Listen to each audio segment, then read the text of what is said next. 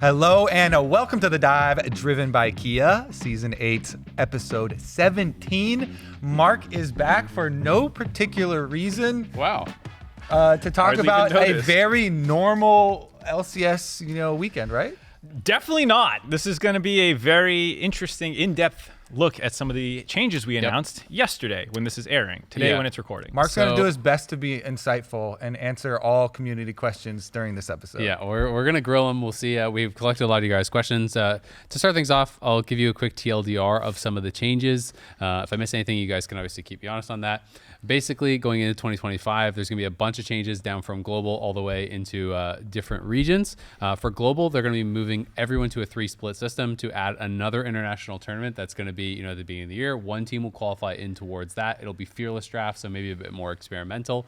There'll still be MSI and Worlds. As far as the LCS changes, LCS is basically getting merged essentially along with LLA and CBLOL into the Americas. We are going to be keeping 6 of the current teams, and then 2 of the current teams will be getting bought out, and then we will be adding in 2 more teams to stay at the same number of 8. One of the teams will be essentially what is called a guest slot, which will be a team that can qualify in through promo relegation from Tier 2, and the other team will be a current LLA org that will be coming over and joining the LCS, the Americas North, whatever it's going to be called. Yeah, that's the other thing is there's a conference system, so what we're doing in the North with the LCS is being mirrored in the South with CBLOL, and they'll also be at 8 teams with 1 from LATAM and 1 guest slot as well. I think that's a important distinction because the options of like having one giant league didn't actually occur. The conference system means that our regular season are going to be separated with the North and South. Yep. The similar thing is also happening in Asia Pacific for APAC. A lot of those regions are merging into one conference. There's also for LCS and for LCS fans, there is going to be inter-conference play, essentially what we're calling it. So America's North or LCS, what we are now, is going to be playing against some of the top teams from the current CBLOL or America's South. I'm not actually sure how the naming conventions are going to work to compete for some slots. It does mean that we are going to be losing some international slots for LCS. There's a chance to earn some of them back, but for MSI, there will be 1 slot from current LCS and 1 slot from current CBLOL that is guaranteed. For the first international event, the new one that's going to be at the start, there's just going to be 1 slot that I believe is up for grabs through play. Yep. And then for Worlds, there is 1 guaranteed for current CBLOL, 1 guaranteed for current LCS, and then a third that is going to be up to compete for between the conferences. Yeah, so each conference will be represented in MSI and Worlds, and then some battling for the 3rd spot. I think that is most of the changes. There's a lot more details that we'll cover, hopefully, as we work through this, but that's most of the big changes right there. And just to start us off, like, can you tell us why, right? Like, why are these changes happening now? Yes, absolutely. This is part very natural, huh? Yeah, absolutely. Absolutely, now sir. Roll the pre-roll spiel that Mark has. Wind them up. No. So this is actually part 2 of a conversation that started actually in March with a blog that John Needham put out talking about this change to this GRP. Yeah. And that kind of flew under the radar and wasn't talked about a ton, but it was actually a huge deal for the business structure because we were changing the entire economic underpinning of how the League of Legends system operates. Previously, there was this thing called the LRP, which was the league revenue pool, which was regionally based on things like sponsorships, partnerships, ad revenue, these sorts of things, which would get split between Riot and the teams to fund them so that they could go and compete in our leagues and run businesses. That was something that was always like, a financial sustainability struggle that we were trying to always make work. And then with some things that happened on the global economic scale, we were more susceptible to headwinds. So like if there was a downturn, a market, people wouldn't be spending as much on advertising, even if our game is super healthy. There's tons of players, there's tons of people watching, and there was a desire to decouple this revenue structure from the market headwinds kind of things that happen from things outside our ecosystem and tie it directly into the game. And that's where the pivot was made from this kind of like asset sale, digital goods instead of being based off the ads. So is this trying to like mitigate the whole esports winter thing? Basically, like investors aren't spending as much money in this space, so you're hoping that people are spending just as much money on league skins, which is going to kind of keep the teams more profitable. Less investors and more about like the partnerships and brand deals and these sorts of things. So yes, it's based off digital goods. Things like World Skins are going to be taking that chunk and putting it into the global revenue pool, which is the GRP and the thing that was announced in spring. And that will fund the entire ecosystem as opposed to trying to do this regionally based approach. And in doing that, in 2022, from that old model with the LRP and stuff like that, there were 12 teams that or 12 regions that qualified into international play and over 100 teams globally. And that are all getting paid out from that same pool of money. Well, it was by the LRP model, but when you change it to the GRP and you look at how many teams there was just too many to keep dividing that pie up that much. And the goal of this is to give people enough pie that the team business operations can function and actually pay pro players to have sustainable wages and make this whole ecosystem work. And when you look at the projections and how much money you think is going to be coming in from the GRP, there was definitely some contraction that needed to happen and some consolidation of leagues and dropping that team number down from 100 to something more sustainable. So basically to set up for the GRP and to make this more sustainable, that is the reason that there is going to be less CBLOL teams and a lot less teams in the Asia Pacific. Yeah, that's where all the changes happening this year and into 2025 are kind of being the motivating factor for. Yeah, there's global necessitates less teams, basically. So there's going to be some sort of contraction. For my first question, I have to go with what was my visceral, just first reaction upon hearing any of this news and all of this news, and from the perspective of LCS fans was, oh crap, we're losing a Worlds and MSI spot. If the LCS recently has been more competitive on the international stage and against Europe, and actually maybe not against Asia. It was close. T1 was a good series. T1, Watch the games. The gameplay also said a lot. The score is not indicative. Don't look at FlyQuest. FlyQuest also not indicative of our performance. And you had this big thing about Spring Split actually having an increase in viewership after we've had such a kind of downhill trend for a while. Everything was starting to reverse, and for a couple of years now, honestly, we have had good content and good sentiment increases around the league. I got a lot of questions from specifically LCS fans that were like, why specifically is this merger happening now, after they felt like there was a lot of positive momentum? Yeah, so obviously it's happening now because of the GRP changes and all the business and legal and all the things that have to happen underneath to prop the scene up. But for the Americas and stuff, it's not about competitiveness. It wasn't like you didn't perform well enough, so this consolidation's happening. Is FlyQuest off the hook? Yeah, it's not FlyQuest's fault or anyone's fault like that. It's not based on competition. I think you can see that reflected also with that APAC example. There's plenty of very competitive teams there as well there's these things happening. It's much more about what you can do to get regional representation.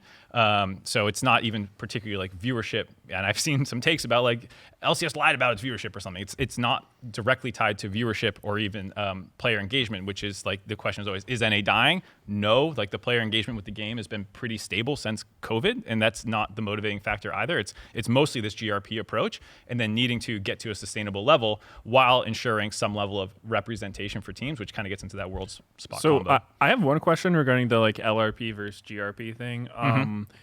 Why is it a one or the other? To me, is it not like you can have both? Like you have your regional sponsorships and then you just add on the global digital sales? It sounds like it's an either or when it's not like sponsorships are going away. It's about what is going to be able to be handed out to the teams in the most reliable and consistent way to plan around and things like that. And if a partner backs out and there's money going away, this is something that's a more stable baseline to build the ecosystem on. And it does require investment from the game team as well to build out all these digital goods. And there's more coming, but there's the World Skins, there's the RE, Hall of Legends, these sorts of things that we would rather fully invest in this being the approach to fund the teams rather than some like half measure.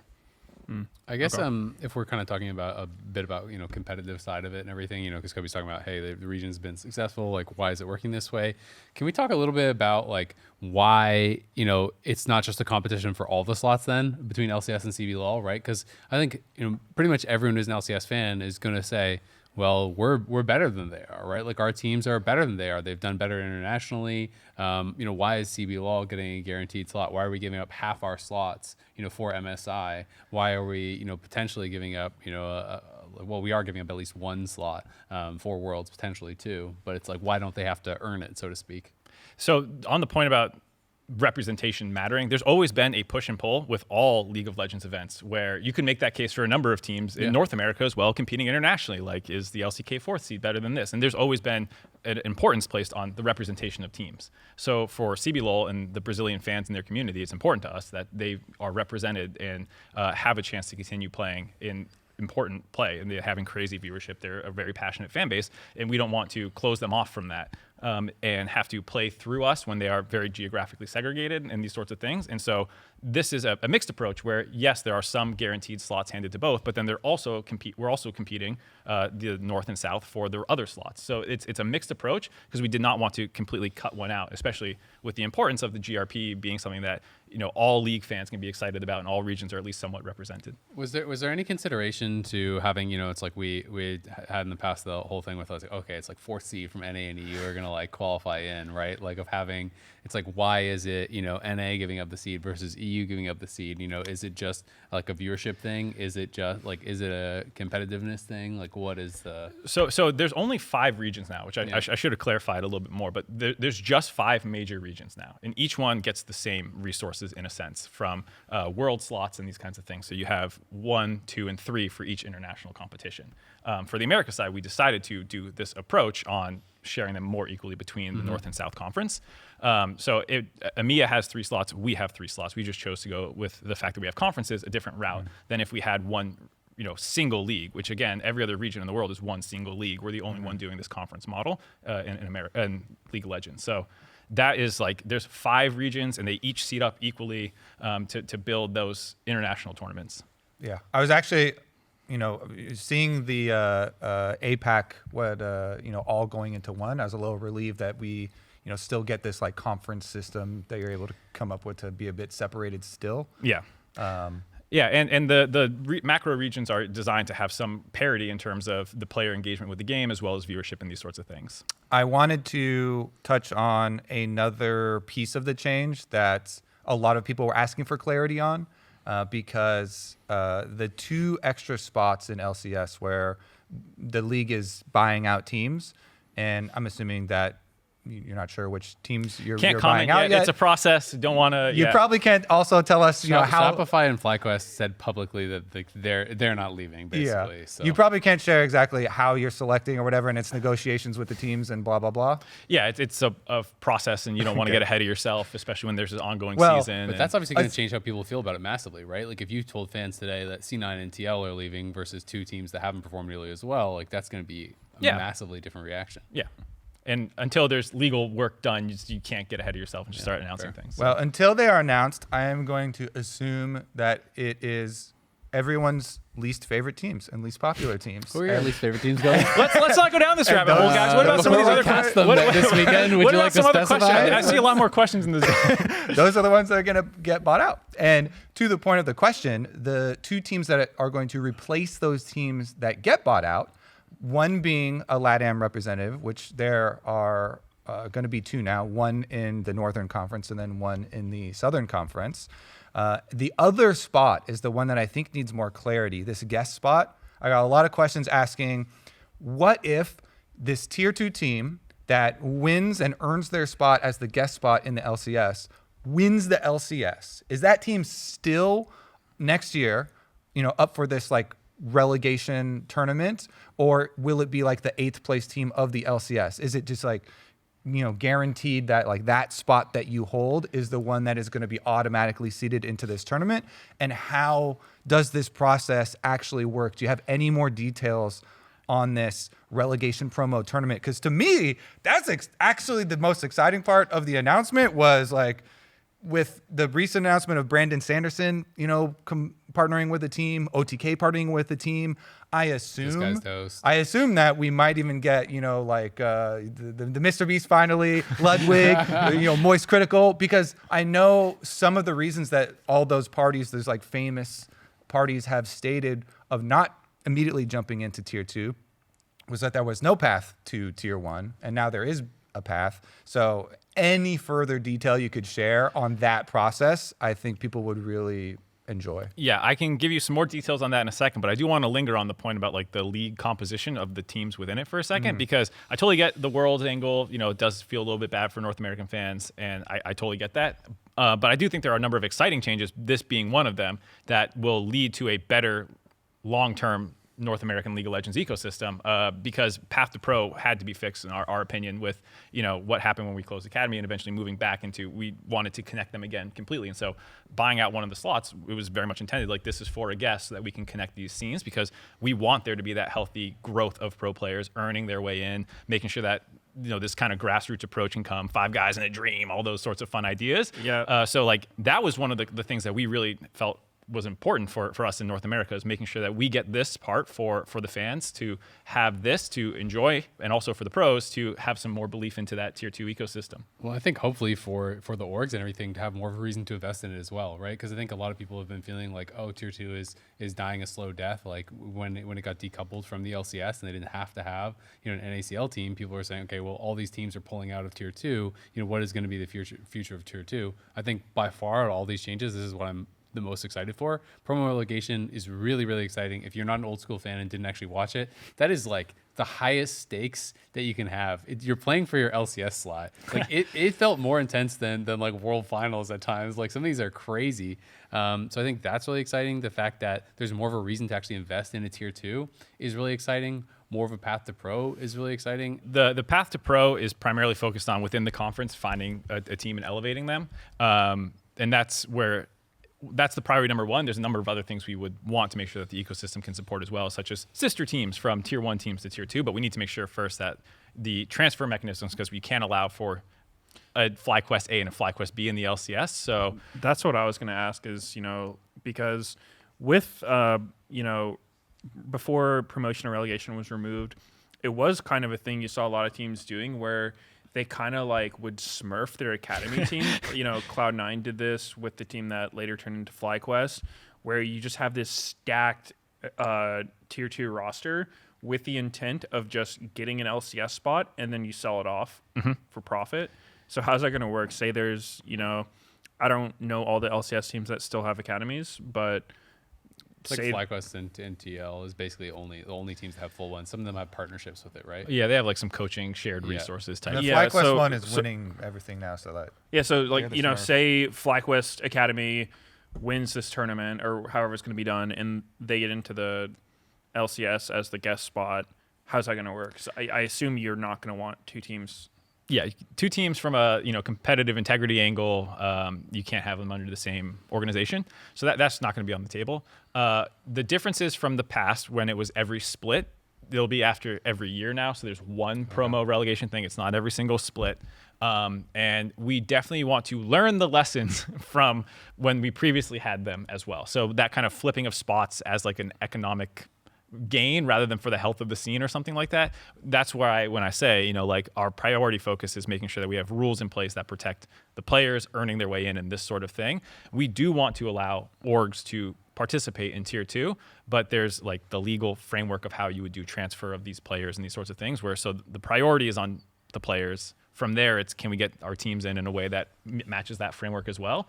But yeah, we would love to have like a really robust ecosystem where there's tier 2 teams like FlyQuest who are supporting it. And they have players that they can swap out, like Quad is doing this split. But then it's about how you would transfer if they did end up winning the promo relegation. And that's the part that, to be honest, we are still working through. And we'll have to see if that's still possible as long as we are protecting players as well. When you talk about protecting players, does that mean that there's going to be some like, you know, assurances on if like we win this promo relegation tournament coming from tier 2, that you can't all just get replaced and it, like a full new team comes in? That's one of the things that used to happen as well. Yeah, you would have a team buy a spot and then flip all the players. We don't want that to happen. So we don't have the specific rules ready to announce and that kind of stuff, but that is what we're having an eye on to make sure that we try and protect people, like a 3/5 rule. And then how long does that last throughout a season? Is it 1 split, 2 splits the whole year? Like you get into weird stuff where there's like power positions then. And so we need to beat up all the possibilities and before we like announce what it is, but we are considering all that kind of stuff. So kind of back to my original one, is this guest spot going to be a rotating door? And are they, after the year that they play in the LCS, is there a difference if they win the LCS or not? Like, are they... What if they win Worlds, Mark? Yeah, are they going to have to, defend their? That's a big no. So to that point, also compared to previous years where everyone was up for Promo Rel, our partner teams are our partner teams, and they're not going anywhere because they bought into the league as a franchise system. And so we're keeping a portion of the franchise system while still opening up this slot. And so at the end of the year, it will always be fought over. We considered slot protection based off performance, so then that closes the door to Tier 2 for that year, and it's not probably good for the Tier 2 ecosystem to spend the whole year building up to this thing and then be like, oh, this other team did well enough. So our current plan is to always have it up for grabs, and you'll always have to fight for it. And there is some weird optics where, this team wins Worlds. But I think when they win. When they win Worlds, yes. 50-50. It'll look happens or it doesn't. It might look a little goofy, but I think we would rather that and optimize for more scenarios than the 1% chance that this team is the best team in the league and crushing and going international. And we want them to do that, but we also don't want to shutter the path to pro on that condition. And so, we'll have to, on that point, build all those regulations still. It might look a little weird if that happens, but I think we'd rather let that happen than close the door. I would definitely like to let that happen. Let them win Worlds. They beat T1, they come back to Tier 2 and lose in the promo. They're so hungover from their World celebrations that they get relegated, Mark. Yeah, we're implying timelines here as well. We don't know if Promo Rel would it happen before Worlds, after Worlds. Like they get relegated, then they go to Worlds? Yeah, we have to beat up all the scenarios. There's a lot of this sort of stuff. You can always find a weird scenario, and you'll just have to eventually, probably pick NA Tier 2 is just too good, man. Just send them. There you go. Exactly. They win the World. I think this Tier 2 change is definitely one of the things I'm most excited about because, like you said, that grassroots feel to esports is something that, that's how I got into pro play. The original C9. We've had so many of the most beloved teams, I would say, start out kind of like as these player-focused just groups, not even like full-on organizations. And so the fact that that's now on the table again is actually something that I'm really excited about because, if you can just like say there's 5 retired pros or whatever who want to make a team and like let's just play in the Tier 2 for fun and see what happens, and we're in the LCS again, awesome. Like that's actually possible now, where before completely not a thing. Yeah, there's a lot of upsides. I think I was someone who followed the Tier 2 scene pretty closely, and there were guys like Copy and Fire and these sorts of like Tier 2 pros who seem to be doing everything right, winning Tier 2, having high levels of competition, but whether because of opportunities or Surdy is a good example from right now. It's like, when is this guy going to prove it? It's like, well, he could just win his way in the future. Like he doesn't have to have the connections or, get scouted, or like, I think it's great if scouting happens, but we also want to just let people through their own merits get into the system. And I think that is one of the huge upsides and something that is good for telling fans cool stories, but also for pro players themselves to not have this other kind of option. Something I kind of wanted to poke at because obviously the franchise model started 10 teams, then we reduced 2, now we're buying out 2 more. It's still gonna be 18 league, but like 6 franchise teams. And you said that they're not gonna be part of that like rotating door. Well, I guess actually this is a good question. So will the LLA team be franchised? So is it going to be 7 franchise teams? They're not franchised from a buying-in perspective. Okay. They'll be a longer-term partner, so they'll be safe for a period of time, and we can reevaluate after a little bit. But they're supposed to be safe as well. And then the other question is obviously when this all happened originally, all these teams bought into the LCS and so on and so forth, there was talk of like all these performance clauses, right? If you're too bad for too long, you can get kicked out, basically, right? Yep. Is that still on the table? And are performances from the last 4 or 5 years carrying over into this new thing, right? Because to me, it's like, it makes sense to keep the door open, so to speak, to Tier 2, even if there is that like low percentage chance of a weird situation. And the reality is, if the team is like winning Worlds or winning LCS, there's a very good chance that they're going to clobber whoever is coming up through relegation, and they should be fine to keep their spot.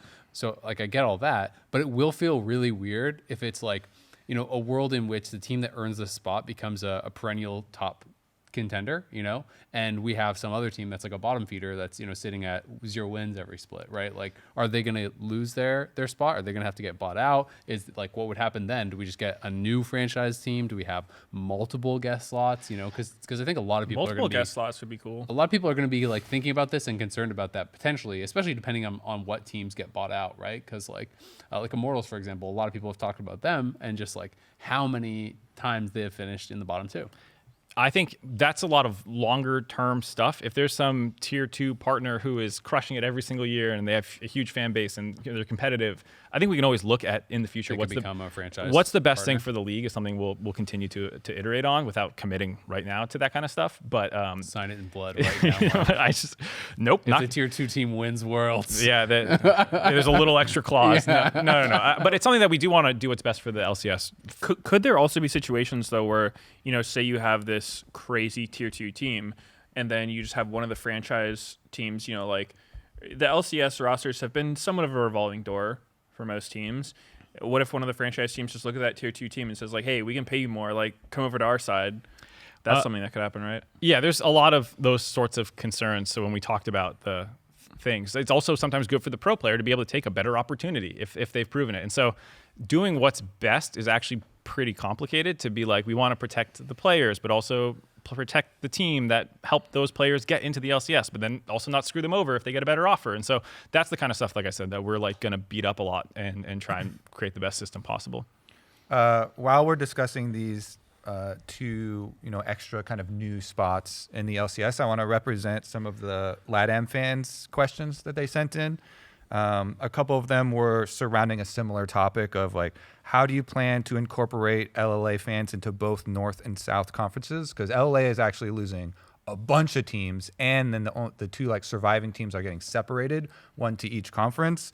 How do you plan to promote the LLA with only one team in each conference? Kind of a lot of stuff surrounding that kind of separation. Yeah, we're still working on the final formats for this kind of stuff, but the idea would be to have tier 2 for LATAM in both the North and the South. So 2 separate league circuits, something for them, the LRN and the LRS for the North South. Yeah. And that would run separately from NACL. And then they would connect for promo relegations for 2025 is the current working plan for that, as well as having those 2 partner teams in the LCS or in the CBLOL in the North and South conferences. And then finally, we'll be introducing this thing called the Americas slot, which is a residency rule change, which we can get into in a second there. But there's a number of things that we're trying to do to make sure that LATAM is guaranteed representation, can earn their way in, have path to pro, tier 2, and potentially have opportunities on other teams. Just because you said it there, another question is are we going to still be called the LCS? Are we going to be called now North Conference? I thought you guys would ask this question way earlier. We're like deep in the rabbit holes of like, what are the contractual obligations of tier 2? I'm like, whoa, you guys don't want to know about the brands? We want to know about everything, and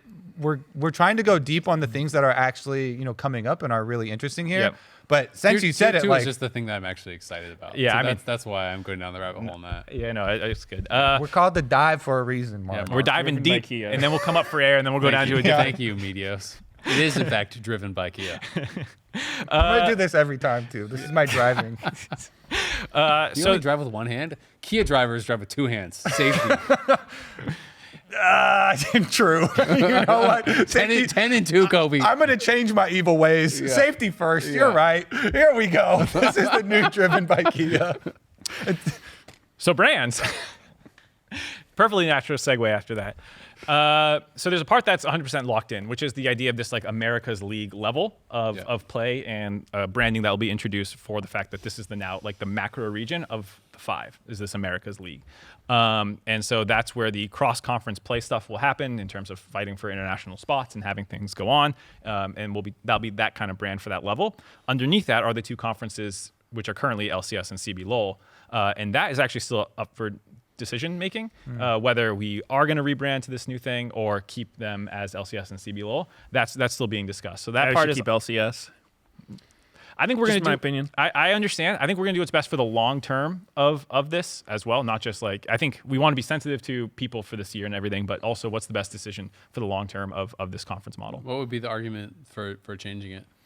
If I was going to steelman this argument, it would be that there are a lot of, to the point about the stable player engagement with the game that North America has had, but viewership dropping, there's a churn problem that we've been trying to solve this year as well with all the changes and all the cool things we're trying to introduce.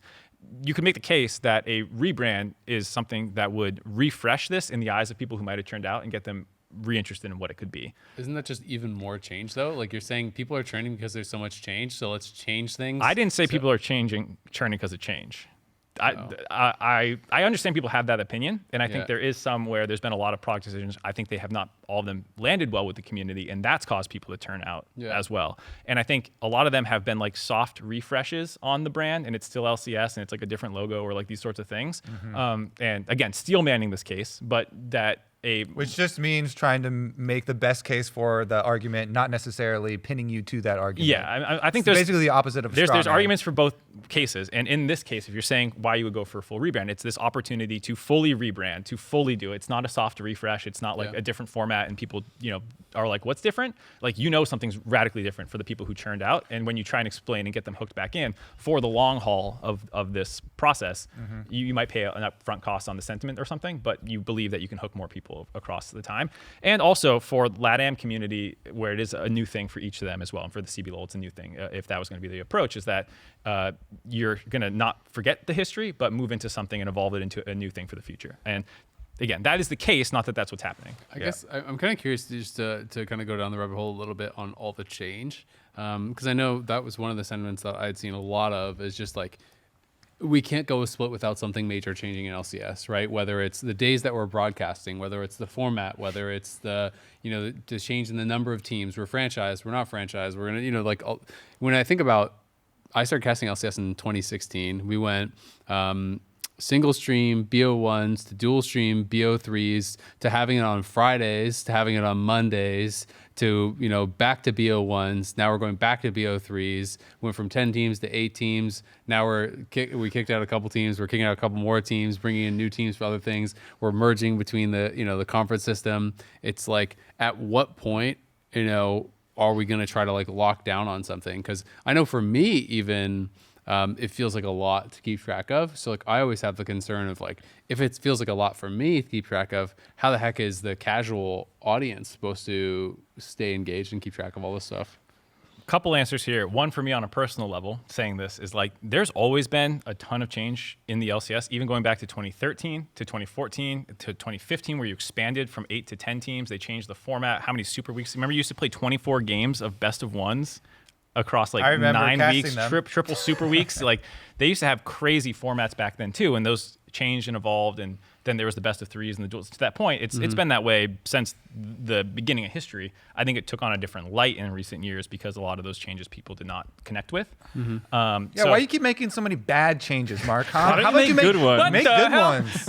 No, I'm just saying that there's a distinction between like change for the sake of change, bad change, and like just too much change. There are different components to that, and I think there's like a structure change to the league versus like a format and doing something cool, like a different tournament style. And I think if I was going to give my opinion on this, it would be that there's been some changes that did not land with the community, and then there's been some too many structure changes. And so I think with this, we are making this change with the idea that this is a big structure change, but then we're good for until the next one. Until the next one. I was like, that's been the idea. A lot of these changes. That's always the idea. That's the goal. It's like, here's a change. I think this is going to set us up well, though, I think, for the foreseeable future, especially because this is tying into a GRP change and a number of other things that go beyond just the League of Legends ecosystem. It's an entire, everyone's moving to 3 splits. It's a big change to the entire global thing that we are being a part of. And then these changes are hopefully going to solidify next year and stay that way on like the structure level. I think formats, I think there's always value in doing something cool and keeping things fresh. But there's definitely a bit too much of that sometimes as well. So I think there's like, you have to make good changes and you don't want to overdo it, but you also want to keep people engaged. Speaking of those changes, I mean, some of the changes that people really did like were obviously, moving to live patch and faster transition times. Those were two that I think were pretty much, it's fair to say, I think universally well received. I've seen some naysayers, but very, very few. Is that stuff staying next year? Like, is that something that we can commit to? Because those are things that people are really pretty attached to at this point. Hell yeah. I'm going to keep trying to keep all that stuff for us. I think that's awesome. And the LCS and Americas in general, this approach of two pillars that we kind of like focus most of our thoughts on are fan first. And I know that's something that we've done a lot with our communication, the way we try to approach things, listen to what they're enjoying and not enjoying. And then innovation, we always want to be at the forefront of like what this is as the League of Legends esport across all parts of it. So like CBLOL was the ones who actually debuted the Twitch extension, but we're like, we want that too. Like, we always want to be the ones who are developing the newest thing. So live patch, transitions, whatever it is. That part of our identity is going to stick next year as well. So I've got some questions here surrounding the import slots and these, these Americas slots that are tentatively being added to both CBLOL teams as well as LCS teams, in which it is not going to overlap with our 2 existing import slots, but is then going to have this like wiggle room Americas kind of half import available slot, and then 2 of your region, basically. And some of the concerns I see popping up, actually from CBLOL fans as well as from LCS fans. So you could address it from both points of view as far as teams mixing and it either being too many, NA players down to CBLOL or too many CBLOL players up to NA, and kind of concerns, I guess, about identity, maybe. Yeah, one of the reasons that we're doing this change as a whole, and we can speak to the Brazilian community's reaction to today's news as well in a minute, but on just that part is we want to give players opportunities is the key thing for them. And so given that there is this merging going on, we want to preserve as much as we can. Introducing this slot allows for some level of player mobility, but not forcing it. So for the NA teams, players, let's say, they could play on the LATAM team in that one slot. There's also the import rule, which would then take up more. But we do have the residency rules introducing this America slot. We don't want it to overtake a majority. So there's a rule that we're working on to make it so that you can't have 3 NA, 2 Brazil down in Brazil. Like that we wouldn't want a majority NA team in Brazil because they use their import slots and their America slots on NA players. So we're trying to protect that and give a combination of regional representation to every team so that the LATAM team has to use LATAM players in those 2 native slots, but still ensuring that people have flexibility and competitive integrity, because that's the other thing, is that you want some access to the same pool of players without locking them out or forcing them to have to make harder decisions on like an import player versus an Americas player. So that's our goal, and we'll have to be reactive to how it goes in year 1. Like this slot doesn't exist right now. We'll see how people are using it, if there's abuse cases and stuff, and potentially adapt if we need to. But that's the plan, is to increase player mobility, to both provide opportunities and solidify this idea of a Pan-Americas league. Are you concerned at all about, the LLA slot in CBLOL and NA kind of getting a little bit of a raw deal long term? Because it's like they're not going to have an LLA tier 1 region, but they have to have multiple LLA players on both those teams. So it's like, are you concerned about, their tier 1 their region is going away, basically it's kind of getting absorbed into other regions? Like, what would the pipeline look like for former LLA players coming up? Like, how do we make sure that those teams actually are going to be competitive if you're forced to have players from essentially like a region which no longer exists, if you know what I mean? Like, obviously I get that it's still existing in some format, but you know what I mean? Yeah, I would push on that point that it still exists. Like there's going to be a tier 2 ecosystem of which that they can evaluate their players. They will then at some point play against the NACL, and hopefully you can make good decisions on that process and pick who is the best there. They'll be playing in solo queue still. There'll be all the usual techniques for figuring out who is a good player and who should be on our team. And there'll be a North and a South, and then the players for LATAM in particular can exist in either the Northern or the Southern Conference to provide more opportunities for them. So like a lot of the best LATAM players right now are Argentinian. If they ended up in the Northern Conference, though, that's totally cool that they're still a LATAM player in that case. So they're a little less bound by the Northern-Southern component. So we hope that provides them enough opportunities, and while that ecosystem gets built out and they have a very high player engagement with the game compared to their viewership. There's always this ratio of viewership to player. And like, that's something that we want to do a better job of nurturing the viewership side, and giving them bigger markets that they're playing in as well for those players. Like, if those teams were, really struggling though, like if in the Americas North, America South, CBLOL, LCS, whatever you want to say, like if that LLA team was really struggling, and those players were underperforming, it's like, is there anything that would ever change? Or is it always going to be, you need to make sure that the representation is there, even if the performance is tough? Representation matters a lot. Competition matters a lot. And I think we'll have to evaluate what the trade-offs are as they emerge. We know right now that North America, the LCS, is historically the strongest region of these 3 regions that are now combining. And we want these crossover events and the fact that they're now playing in the same leagues to elevate and improve the gameplay. I think I've heard from the Brazilian community that they're quite isolated based off the server that they have to play on and geographically.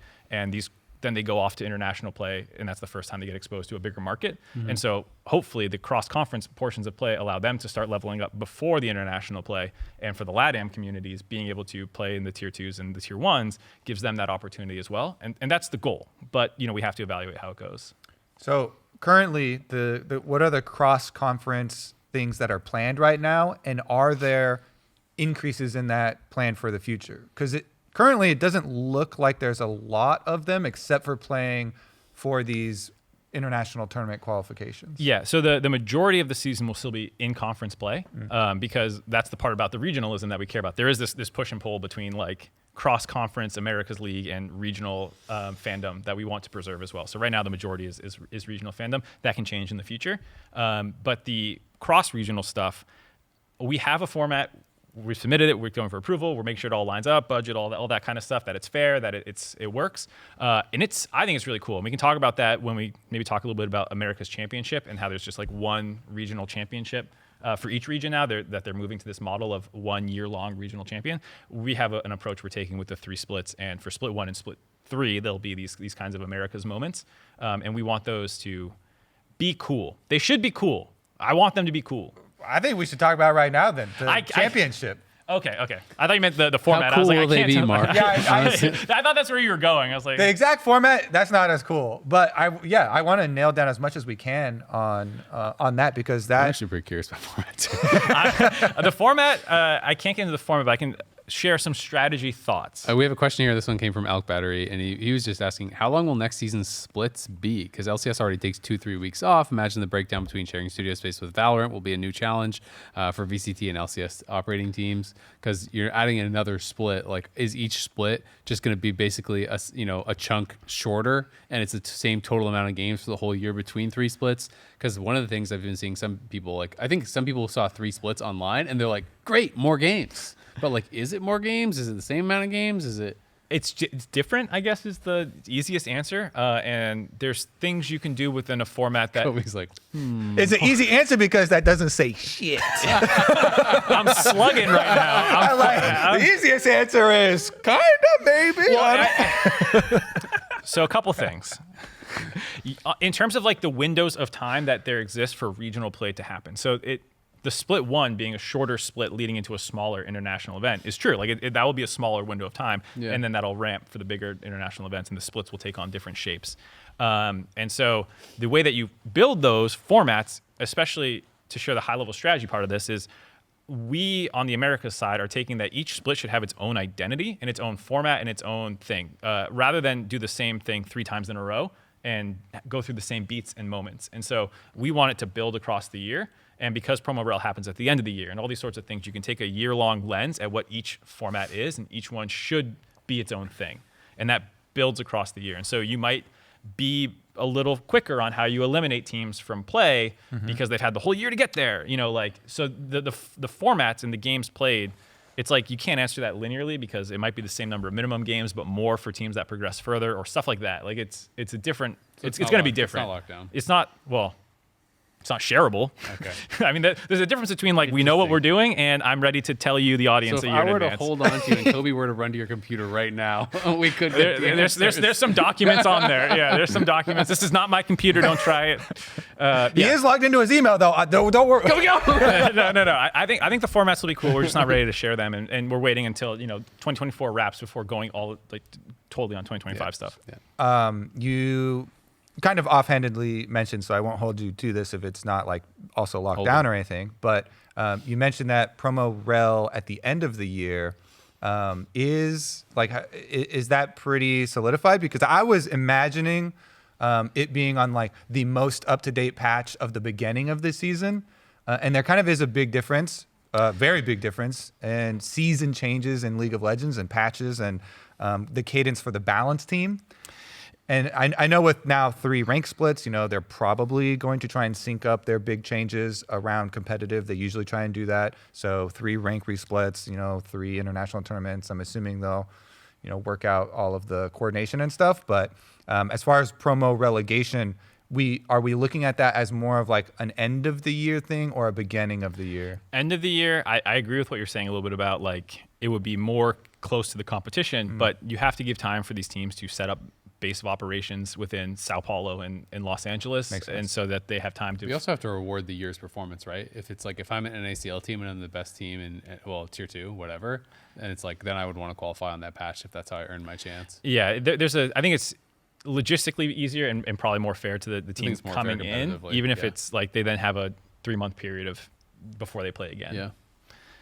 Are you worried at all about just kind of like fatigue of like titles and championship and all this kind of stuff? That's something that is happening a lot in LEC, right? I see LEC, the community sentiment seems to have really swung from their fans to being more negative lately over the last year or two. I've seen so much of just like, who cares? G2 wins again. There are so many titles. They had four titles that they went for last year. When I hear about this system, I hear 3 splits. I'm thinking like 3 titles and 3 splits. Then there's like the conference titles where we play against, CBLOL. Then there's international titles. Are we having like 5 titles a year? Like, do trophies even mean anything at that point? It starts to feel kind of weird. Have you guys thought much about that and just like potential like fatigue and like does it feel special anymore if you have 5 a year, etc.? I think the thing for us is since the splits will all be having their own identity and format and stuff, it's not like this one is the same champion as that one. And there'll be these win moments still for fans and teams to celebrate, but it's not like you are now the America's champion because you won the first split versus that final one at the end of the year. Like those are different. So like in split 2, you might be a conference champion, but you're not the America's champion. And so if you win within your own conference of play, and go to MSI or whatever, like there might not be like an America's championship moment there. So each split will still have a winner, but it's not going to be this like they're all what formerly would have been LCS champions. They'll have their own unique answer. How does that feel then for the history of LCS, right? Because that's one of the things that a lot of long-term fans kind of care about, and it's like it's weird to think how you compare this, right? Something that felt weird to me when I was thinking about the LEC stuff is it's like Perks obviously is not in the LEC right now, but he's one of the greatest Western players of all time. He had so much success in the LEC, and it was weird to realize that, if G2 goes on a tear for like 2 years, Yike could win 8 trophies in 2 years and like have more than Perks. It's like, does that mean his career is bigger or better? It's weird. Like, what if, like how do we determine the worth of these titles, right? It's like if APA, like if Team Liquid go on a tear right now and APA wins everything for next year, for 2025 and 2026, it's like, okay, he's like a 3-time conference winner, a 2-time America's winner, he has more trophies than Bjergsen. Like, you know what I mean? Like the legacy stuff gets really weird and hard to compare. Like, do you guys care about that? Is that something that you've thought about? Yeah, we care about it, but I think there just has to be an acceptance of evolution and change in that sense. Like Worlds, and there's MSI, there's going to be a new trophy now at the start of the year that people are going to start winning those. And when you put up that infographic of 6-time LCS champion for someone like Impact, is he 7 or 6? 6, 7? Now it's a quiz. Sorry, well, I thought you guys were talented. You just 6. I think it's 6. Yeah, I'm pretty sure it's so 6. like whenever you build that infographic that says 6-time LCS champion that you had before, you'll put a new bullet line item in for whatever he's accomplished within the new America's framework. And I understand that there will be some growth there, but like we want to preserve the history of both these conferences and these regions that existed before, but also there'll be new things going forward. Yeah. I mean, just context of what year it was, I feel like is always important too, even with changes to the game. Yep. I can give you a softball since we've been grilling you hard. Sure. We got a question. Is there a plan to have LCS and CBLOL broadcast in all 3 languages separately? I don't think at the same time I don't think that was their intent. I think there's some programming questions that people have had, because I've even gotten like a question from the CBLOL community being like, do I have to watch Dignitas now? And the answer is like, no, but you should. Tune into the LCS. No, but you should. And you can? You can. So the conferences are still going to be like structured in a way kind of probably in terms of broadcast similar. We're still working this out, but similar to now where CBLOL is first and then LCS goes after. And so the North and the South will not be playing at the same time. There'll be opportunities to watch both. Because we're taking on a LATAM team here in the North, we will have an official Spanish language stream for that community. I knew it. I said 6 too. There'll be a official Spanish language stream for both the North and the South conferences because they'll have a LATAM team within those. Yeah. And then the Brazilian will have their own Portuguese one. And because, we're going to preserve the channels that they currently already watch on and stuff like that, like they're not going to be on the LCS broadcast all of a sudden on our channel. Like even if we're not putting the broadcast on top of each other, we'll still probably have 2 separate streams. And then we will have the co-streaming kind of going on as well for people to watch in their own language. So instead of having an official English broadcast, there'll be people who are covering it, much like Biana right now covers the LCS after CBLOL ends. So if you want to watch in your native language, that's the way that we're going to go for right now. Is there going to be kind of like initiatives to trying to like cross-pollinate, you know, the fan bases and so on, right? Because, you know, we're talking about Exchange student program. Yeah, exactly. We're talking about it like, you know, it's Americas now. So that's like our major region is Americas, and there, you know, and that's just the same as Europe, that is like theirs, right? But like obviously it's different because, you know, we're not just sending the 3 best team from Americas to Worlds, right? We're accounting for representation and stuff, like unlike the other major regions, right? Like unlike, you know, the Korean teams will just send the 3 best Korean teams, you know, China will send the 3 best Chinese teams. Like there's going to be differences, but I'm just wondering like how do we make it actually feel like one region? Because a lot of the questions and stuff that I see online, a lot of thoughts I see are like from LCS fans, why should I care about CBLOL? Why should I watch them? You know, like it's the same conference, but who cares? And from CBLOL fans, why do I care about LCS, right? And other things, and less polite things. They're saying less polite things as well. Did the LCS do this? You know, was this your plan? I still want to get back to that topic. Yeah. I don't know when you guys want to bring it up, but the approach of like cross-conference content, like that will exist. Like we want people who are interested to have a way to do it. That's not them having to do all the legwork themselves of watching 2 full regions or something like that. So there'll be cross-conference content, updating each other on what's kind of going on. And we still want to embrace the Call it Primetime League. bring it back. Yeah. Where's Riv? Yeah. Honestly, that was a great show. It was a great show. Back on topic. We will have. You guys keep throwing these curveballs. We're like, I don't have a transition back to the topic, and then you just make me seem like I'm. Hate you guys. It's okay, buddy. Keep slugging away. Welcome back to the dive, Mark. I'm back. But yeah, there'll be cross-conference content for people. You can do it to us too. I'm not going to bother. I got a line I got to share. Laser focus. Yeah, I got. There's no room left up there. This brain's been noodling on this for a long time. Do you think that we can get to the point where people actually feel like America's is one region? So the approach that we're having is we want to embrace regional pride still and regional rivalry at these cross-conference portions of play. Like we want to lean into it. It's not like everyone has to be kumbaya the whole year. We want the approach once international comes around to be more like, this is like nerdy references, you know, but like the big bad, like the two enemies team up to take down the big bad. And I think we want that kind of cross Pan-American support. But it's not like we're necessarily going to, that has to happen or this is a failure or something like that. Like, I don't think that's the approach.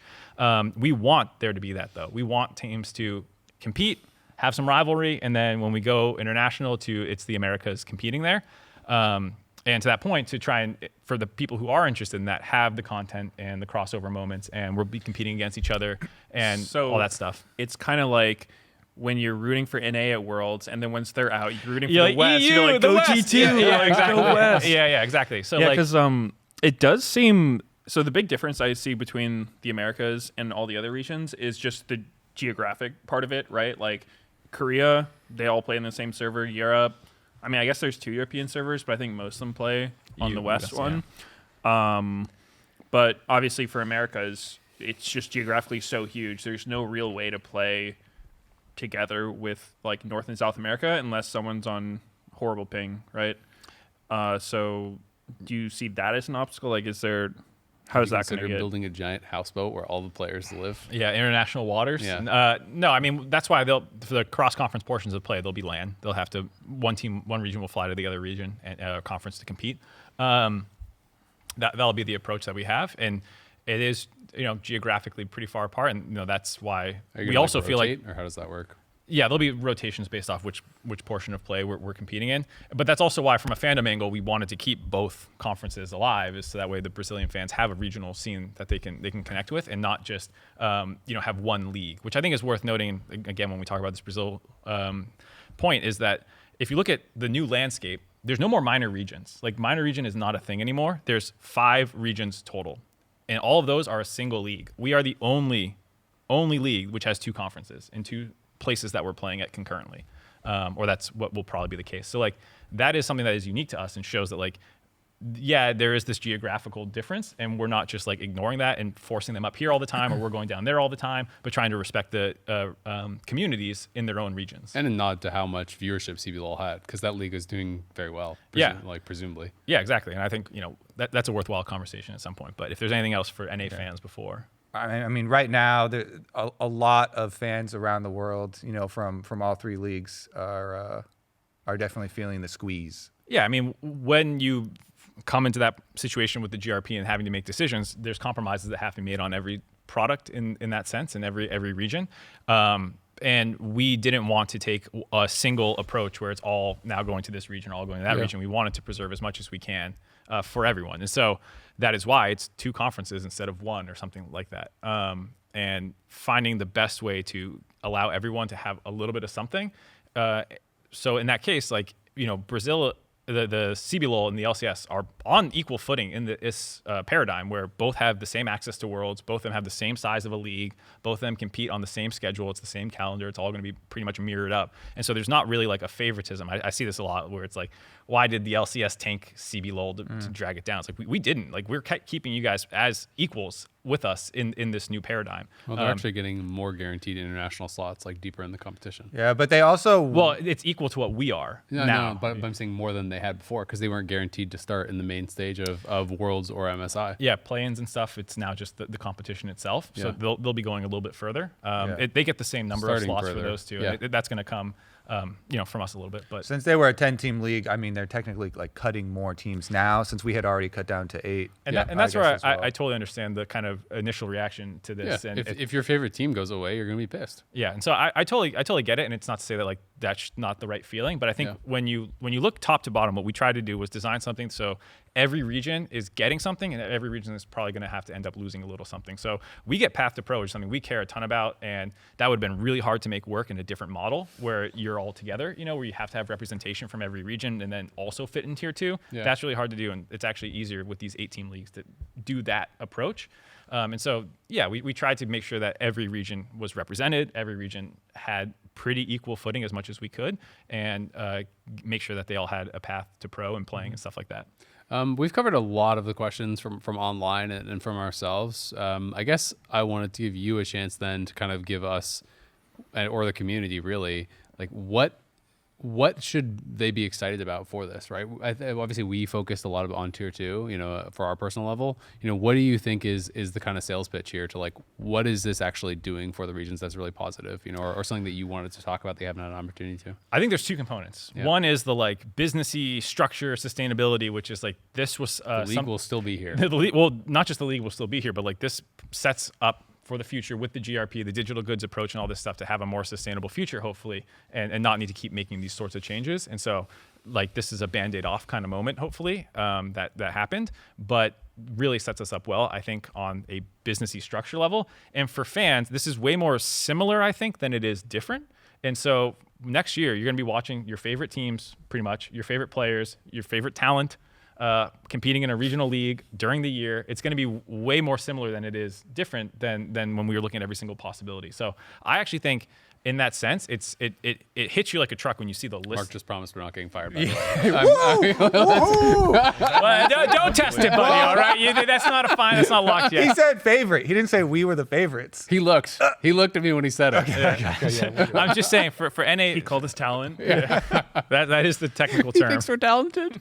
But yeah, I think like there's that. I think the format stuff will be sick. I think Path to Pro is sick. I think there's a lot of that stuff. And I think the downside is the Worlds thing. But other than that, I think it's mostly positive and going to be interesting stuff. I just want to say thanks for doing this and thanks for continuing doing this, because you are now privy to all of these constraints that we're kind of talking about and alluding to that aren't all public, and you have to do a lot. I'm just glad that you have held up your end of the bargain, where you keep saying you are going to continue to communicate as much and as freely as you can. So thanks again for coming back to the dive. We will always make fun of you every time you do, but we do appreciate it. Yep. I appreciate it. No, thank you guys for having me on and asking the questions and repping the community. It's always I've been in that seat before where you're repping the community and you want to do a good job, but also, there's always the line. So I appreciate you guys having me on, letting me use the dive as a platform to disseminate information. Yeah, calm down with that, okay? No I'm more. coming back next week again. No more Mark dives. I think that's it for me, though. I think we got through pretty much everything. For what it's worth, I'm actually really excited for the potential for, you're talking about each split being different as well. I think that could be really cool. I'm really excited for Fearless too. But yeah, appreciate you coming on. That'll wrap it up for us for now here on The Dive, driven by Kia. Remember, if you're watching us on YouTube, hit that subscribe button so you don't miss an episode of The Dive. Thank you for that safe driving there, Kobe. I'll never forget. You can also check us out on Spotify, Apple Podcasts, or any podcast platform. LCS Week 1 starts this week, June 15th, Saturday, 1 p.m. Pacific. It's Team Liquid Honda going to be taking on FlyQuest. Make sure you send us your questions on Twitter as well with the hashtag TheDiveLOL. We'll see you next time.